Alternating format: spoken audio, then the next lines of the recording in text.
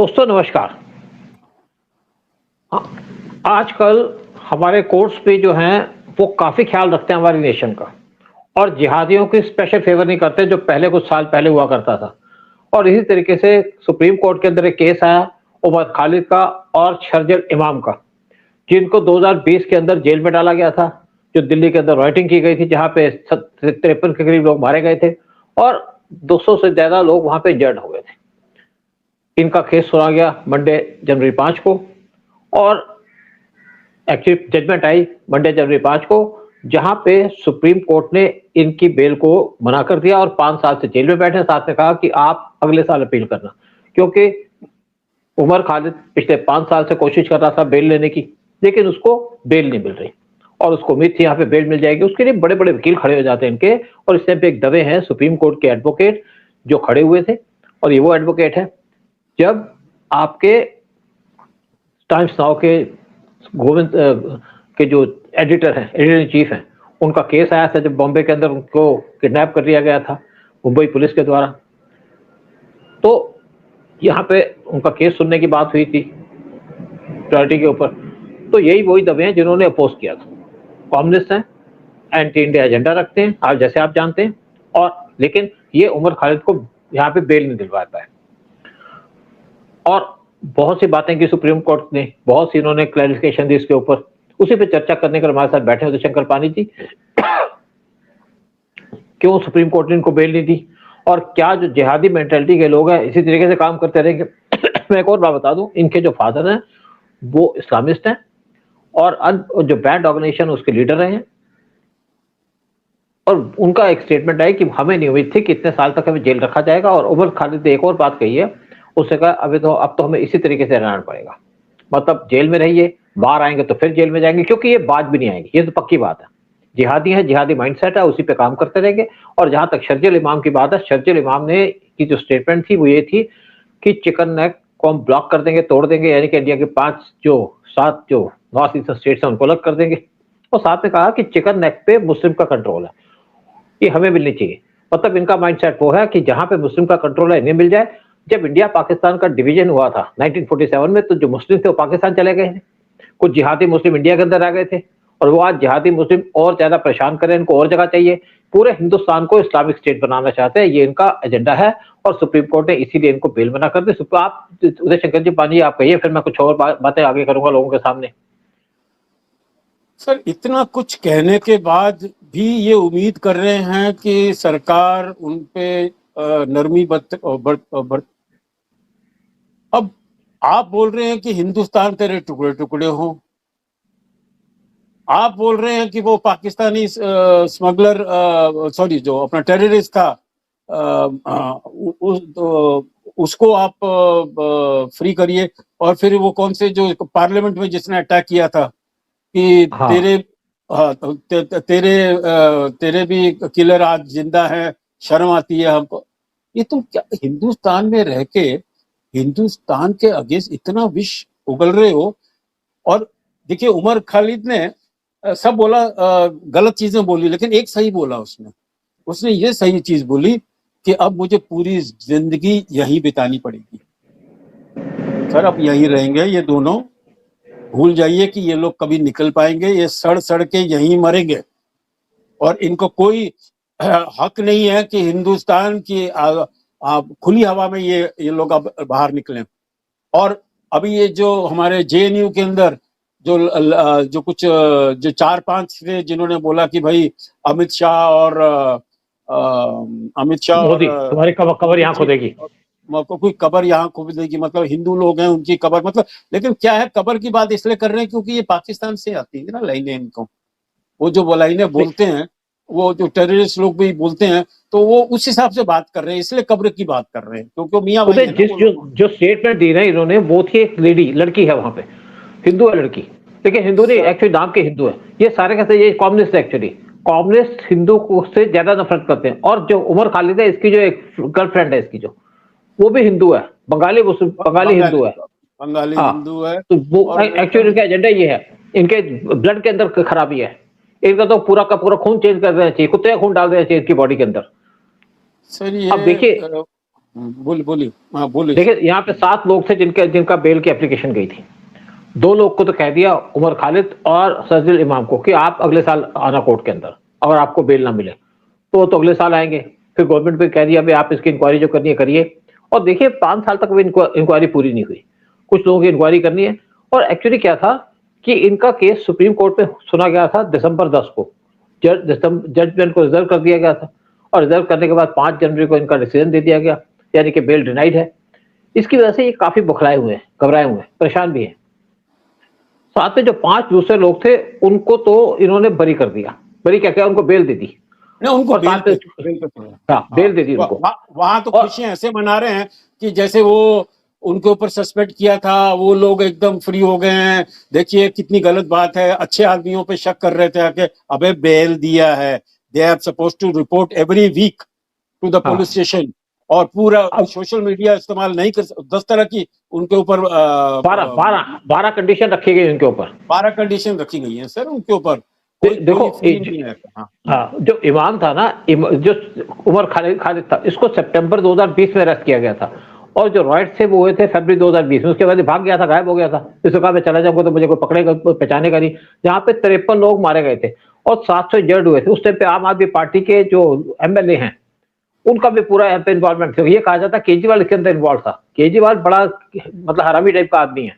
केजरीवाल उस टाइप का आदमी, कम्युनिस्ट है एक्चुअली ये, और डीप स्टेट का मेंबर है केजरीवाल। आज केजरीवाल इसे चुप बैठा कि केजरीवाल को जेल हुई थी, केजरीवाल को उम्मीद नहीं थी कि उसको जेल में रखा जाएगा, और उसने कहा था कि अगर मैं जेल जाऊंगा तो मुझे छुड़वा लेंगे।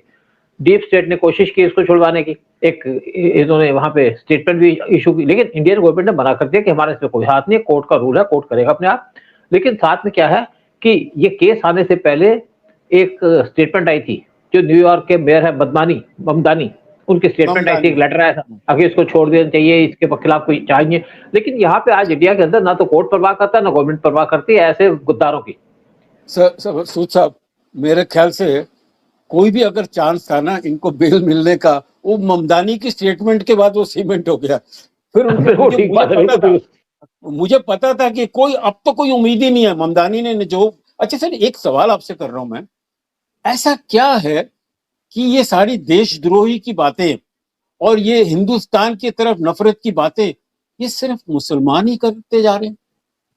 क्या रीजन? मुसलमान एक्चुअली इनके ब्लड में ही गंदा, ब्लड ही गंदा है इनका। और आप जैसे कहते हैं कुरान के अंदर शायद पढ़ाया ही जाएगा। एक्चुअली ये चाहते हैं हिंदुस्तान को बनाना एक इस्लामिक स्टेट, यहाँ पे भी इस्लाम लाना चाहते हैं, और आप हाँ गजवा हिंद करना चाहते हैं। और इनका एक्चुअली दिमाग खराब हो चुका है, ये दिमाग मेंटली डिस्टर्ब्ड है। यहाँ पे जब मुस्लिम आए थे, मुस्लिम लीडर आए थे, तब भी हिंदुस्तान कन्वर्ट नहीं हुआ था। आज कैसे कन्वर्ट हो जाएगा? क्योंकि इनके साथ कुछ पॉलिटिकल पार्टी मिली हुई है, कांग्रेस पार्टी मिली हुई है। आप देखिए सोनिया गांधी की जो बेटी है, उसने अपने लड़के की शादी की एक मुस्लिम के साथ, क्योंकि अपने आप को दिखाना चाहते हैं बहुत मुस्लिम प्रेम करते हैं, मुस्लिम से प्रेम करते हैं। उनको लगता है कि ऐसे करने से उनको वोट मिल जाएगी, वोट मिल जाएगी। लेकिन यहाँ पे तो बहुत से लोग मुस्लिम की वोटों की तरफ देख रहे हैं।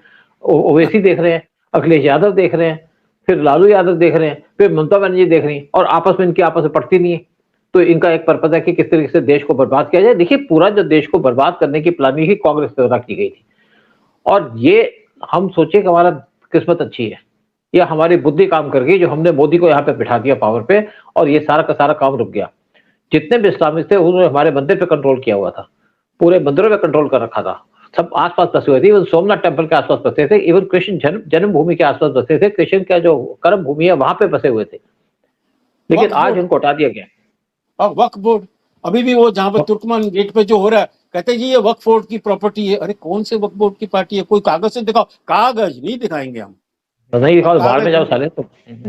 अच्छा देखो, आप बता दें, शर्जिल इमाम को 2020 में अरेस्ट किया गया था जनवरी के अंदर, जब इसने कहा था हिंदुस्तान तेरे टुकड़े होंगे। साथ में एक और स्टेटमेंट दी थी कि हम तुम्हारे नॉर्थ ईस्ट को काट देंगे पूरे देश से, देश के टुकड़े करने की बात कर रहे थे। तो इनको जेल में इस टाइम पे सजा मिली इसी काम की। और खालिद और इमाम को इनको अरेस्ट किया गया था अंडर सेक्शन 15 ऑफ यूएपीए, और इनको पेनल्टी लगाई गई है साथ में, और इनको बेल नहीं मिल रही पिछले 5 साल से, जिससे परेशान है। और इनके खिलाफ एक ये भी इन्होंने स्टेटमेंट दी थी कि चक्का जाम जब सीए लगा था। सीए का मतलब है कि बेसिकली इंडिया के अंदर जो पाकिस्तान और बांग्लादेश से जो हिंदू आए उनको देना सिटीजनशिप, लेकिन वो सिटीजनशिप उनको दी जाएगी जो 2014 से पहले आए। लेकिन अब गवर्नमेंट को लगता है इसके अंदर भी चेंजेस करनी चाहिए कि जो भी आ जाए उसको हम यहाँ पे सिटीजनशिप देंगे, जो हिंदू आए पाकिस्तान बांग्लादेश से उसको हम सिटीजनशिप देंगे। गवर्नमेंट को ये काम करना चाहिए। मैं इस पे पहले ही प्रेशर डाल रहा था कि गवर्नमेंट इस चीज पे सोचे और कुछ काम करे। और इन्होंने एक और वहां पे स्टेटमेंट दी जब सीए शुरू हुआ था कि चक्का जाम, रोड को ब्लॉक कर दो, देश को बर्बाद कर दो, देश की इकोनॉमी को डुबो दो और देश को डिस्टेबलाइज कर दो। इसी के चक्कर में दोनों को इनको जेल हुई है। पुलिस ने कहा जो वायलेंस की गई थी उस टाइम पे प्लान तरीके से की गई थी और ऑर्गेनाइज प्रोटेस्ट थे यहाँ पे सीए का नाम लेकर के। साथ में खालिद वो जेएनयू से पढ़ा हुआ था और उसने 5 बार बेल की ट्राई की डिफरेंट कोर्ट से, लेकिन 5 बार उसकी बेल को मना कर दिया। और जो सिटीजन बिल एक्ट है वो पास किया गया था दिसंबर 2019 में, जो हम बात कर रहे हैं जिसकी। और उसके बाद इन्होंने शोर मचाना शुरू कर दिया क्योंकि इनको नफरत है हिंदुओं से कि हिंदू कैसे पाकिस्तान से यहाँ पे आ जाएंगे। ये चाहते हैं हिंदू पाकिस्तान में बैठे रहे, बांग्लादेश बैठे रहे, उनको मारा जाए, पीटा जाए, उनको कन्वर्ट कर दिया जाए। हाँ सर, लेकिन मुझे समझ नहीं आ रहा, हिंदुस्तान में रह के एक हिंदुस्तानी मुसलमान कैसे कह सकता है कि हिंदुस्तान तेरे टुकड़े हो, तू बर्बाद हो जा, तो माने चिकन नेक। अबे साले, तुमको ये नहीं पता कि तुम्हारा भी एक नेक है। वो मैं बता रहा हूँ आपको, जेल के अंदर ना 10 बजे तक तो पुलिस की वो रहती है, कंट्रोल रहता है। 10 बजे के बाद वहां पर कोर्ट शुरू हो जाता है, वहां कॉन्विक्ट्स लोग अपना कोर्ट करते हैं और वहां इनकी ऐसी पिटाई होती है। और जो आपने बोला ना चिकन नेक, इसका जो जो नेक दबाया जाता होगा रात को ना, वो इसी को पता है जाके। और इनकी जो टॉर्चर हो रही होगी, I feel sorry for them, really I am telling you. ये जो देशद्रोही होते हैं और रेप करने वाले और हाँ देशद्रोही बिल्कुल। होते हैं ना, उनकी बहुत दुर्गति होती है जेल में, बहुत दुर्गति। तो मैं आपको बताऊं, एक मेरा दोस्त चला गया था गलती से जेल के अंदर, अच्छा। मेरे ऑर्गेनाइजेशन का ही था। तो हमारा कोई केस चल रहा था, जिस दिन बाई चांस अपियर नहीं हुआ, तो अपियर नहीं हुआ तो मंडे को चला गया, तो जब फ्राइडे को चला गया तो उसने कहा जी आप क्यों नहीं आए। उसने कहा जी मैं भूल गया था। कहते हैं भूल गए तो जाओ जेल। तो जेल में रहा 2 दिन। लेकिन जब जेल में गया तो वहां पे कुछ पता चल गया लोगों को कि ये तो सीबीआई का आदमी, वहां पे रॉ नहीं चलता, सीबीआई का आदमी। तो उसकी बड़ी सेवा की गई।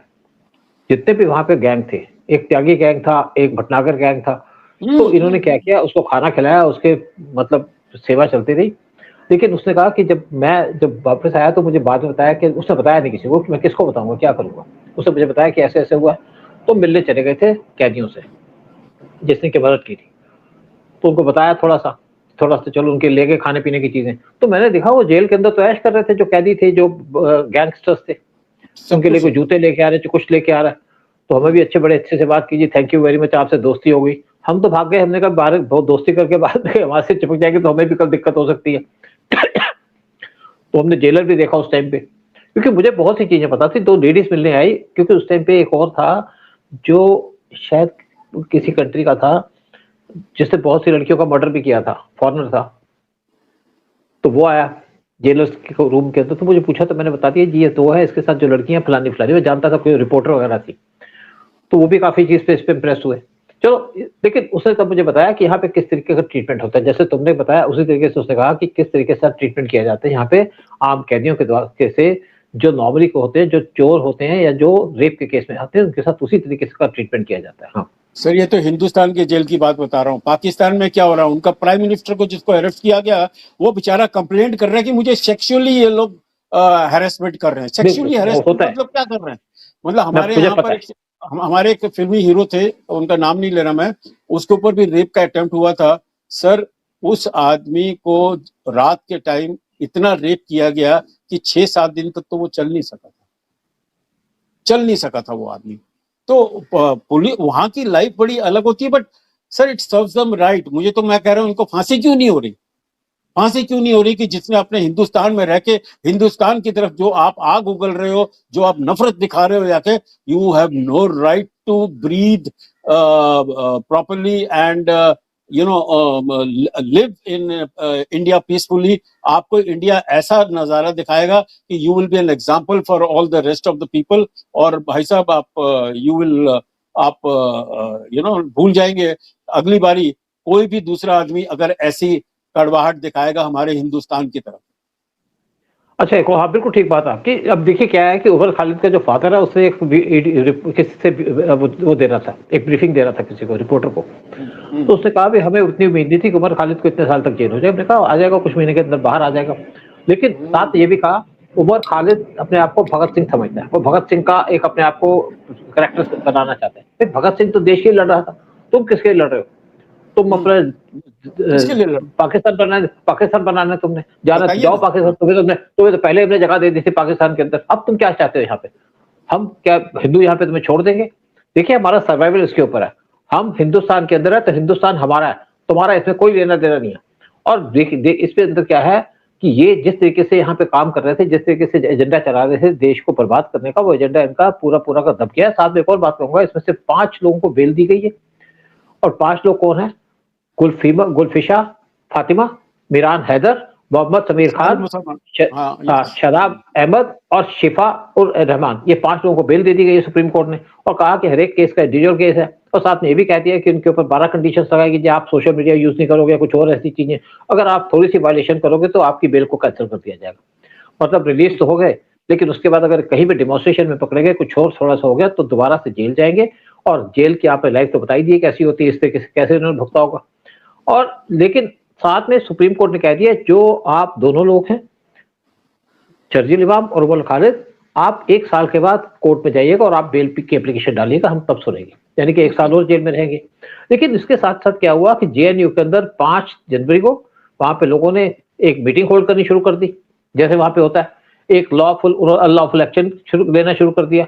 और वहां पे एक इवेंट ऑर्गेनाइज की, एक night of resistance with Guleria dhaba, क्या नाम होगा मुझे नहीं पता। और वहां पे एक साबरमती ढाबा है, वहां पे इन्होंने डेमोन्स्ट्रेशन शुरू कर दिया। कहते हैं हर एक साल 5 जनवरी को ऐसी डेमोन्स्ट्रेशन होल्ड करते हैं। और जब डेमोन्स्ट्रेशन की तो वहां पे नारे लगा दिए, यानी कि मोदी को गालियां देनी शुरू कर दी, शाह को गालियां देनी शुरू कर दी कि तुम्हारी कब्र यहाँ पे खुदवाएंगे। इसके ऊपर आपके जो जेएनयू के प्रेसिडेंट हैं अदिति मिश्रा, उन्होंने एक गाना सुनाना शुरू कर दिया, लोगों ने ढपली बनानी शुरू कर दी। 30-35 लोग थे, कुछ बाहर से लोग आए थे जिन्होंने मास्क पहने हुए थे। इसके बाद पुलिस ने इनके खिलाफ एफआईआर फाइल कर दी और जो एसएचओ है बसंत कुंज के, वहां पे एप्लीकेशन दे दी। अब ये लोग भागने शुरू हो गए, पहले तो शोर बचा दिया, गाली दे दी, इनको लगा कि कुछ नहीं होगा, हम शोर बचाते रहे, पहले भी मचता रहता था। वो चरस खा के करते हैं सर, ये marijuana हाँ। इनका चलता है, उसके बाद ये लोग शुरू हो जाते हैं कि उनका कंट्रोल ही नहीं होता सर। यहाँ खाली एक मैं ऐड करूंगा, मेरे कुछ दोस्त हैं जाट लोग गुड़गांव में, उन्होंने कहा जी आप हमें 1 घंटा दे दो, 1 घंटे में जाके जेएनयू के जितने भी कॉकरोच है ना उनको हम ठीक कर देंगे, हमें खाली घुसने दो जाके वहां पर। तो इनका इलाज है सर, बट मुझे बहुत ही अभी इनके ऊपर दया आ रही है जो अब इनके साथ होगा, क्योंकि रस्टिकेट हो जाएंगे, इनकी पढ़ाई बर्बाद हो जाएगी। ये नशे में क्या बोल गए ये लोग, अपना पूरा करियर बर्बाद कर गए ये लोग। उदय एक बात मेरी ध्यान से सुनो, कोई कैरियर बनाने थोड़ी आए हैं, ये तो यही काम कर दिया है जो कर रहे हैं। इनके पैसे मिलते हैं भाई इनको, ये नौकरी थोड़ी करेंगे, इनको नौकरी तो देगा भी कोई नहीं, इनको तो पॉलिटिकल पैसा मिलेगा। हर एक साल उनको पेंशन मिलती है, जो लोग जेल चले जाते हैं उनको पेंशन मिलती है। आप देखो किस तरीके से वहां पे उमर खालिद के चक्कर में, शर्जील इमाम के चक्कर में जो दवे साहब वहां पे खड़े हो गए, जो सीनियर एडवोकेट है सुप्रीम कोर्ट के, लाखों की फीस होती है इनकी। फीस कौन देता है? फीस देती है इनकी पॉलिटिकल पार्टीज, फीस देते हैं इनको इस्लामिस्ट, फीस देता है इनको बाकी जो मुस्लिम संगठन है, वो इनको फीस देते हैं। सर वो कांग्रेस का बड़ा जो लॉयर है वो भी तो बैठा हुआ था कल, जब वो कपिल सिब्बल बैठा हुआ था वहां पर। हाँ, तो कपिल सिब्बल भी ये काम करते हैं। और मैं वीडियो देख रहा था कपिल सिब्बल का, उसके अंदर कहा गया कितनी प्रॉपर्टी है इसके, कितने करोड़ रुपए इसके पास, कई 100 करोड़ रुपए है कपिल मिश्रा के पास। कहाँ से है? एक जिहादियों से पैसा आता है, तो केस तो लड़ेंगे, इसीलिए तो केस लड़ते हैं उनका। लेकिन आज इनको सबक सिखा दिया हमारी गवर्नमेंट ने, सबक। हाँ, लेकिन आज हमारी गवर्नमेंट ने इसको सबक सिखा दिया हमारे कोर्ट ने। कोर्ट से हम यही उम्मीद करते हैं कि कोर्ट नेशनलिस्ट बातें करे, देश की सुरक्षा का ख्याल रखे, और जो लोग एंटी नेशनल है उनके खिलाफ सख्ती अडॉप्ट करें, और जो लोग नॉर्मल लोग हैं उनके साथ सिंपैथी दें, लेकिन जो एंटी नेशनल लोग हैं उनके साथ सख्ती से चले। आप देखिए ये जो अर्बन नक्सलाइट्स हैं ये तो शोर मचाते रहेंगे, लेकिन दूसरी तरफ जो नक्सलाइट है वो मारे जा रहे हैं। और अमित शाह ने कहा था कि मार्च 2026 तक सारा नक्सलिज्म को खत्म कर दिया जाएगा, और आज ऐसा लग रहा है कि सारा नक्सलिज्म खत्म हो रहा है, सिर्फ थोड़े से रह जाएंगे जो दिल्ली के अंदर बैठे हैं या बाकी जगह बैठे हैं, जो व्हाइट कॉलर के लोग हैं। लेकिन फिर भी गवर्नमेंट ने बड़े अच्छे स्टेप लिए हैं, जिस तरीके से नक्सलिज्म को खत्म किया जा रहा है, जिस तरीके से इस्लामिस्ट को खत्म किया जा रहा है, जिस तरीके से एंटी नेशनल लोगों को जेल में डाला जा रहा है, और इसी की हम सराहना भी करते हैं।